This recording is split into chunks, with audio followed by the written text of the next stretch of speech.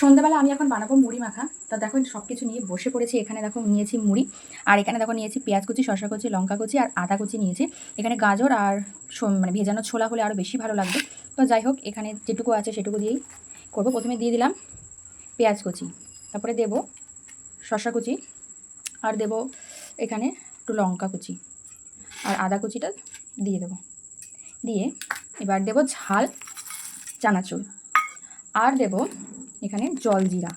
এই জলজিরাটা দিলে খেতে হেব্বি সুন্দর হবে। তারপর দেব সর্ষের তেল। ব্যাস, এবার একটু হাত দিয়ে এরকম করে ভালো করে মেখে রেডি হয়ে যাবে আমাদের সন্ধ্যার টিফিন। দেখো পুরো একদম সব কিছু মিশিয়ে নিয়েছি, একদম রেডি হয়ে গেছে। তো চলো একটু খেয়ে দেখি।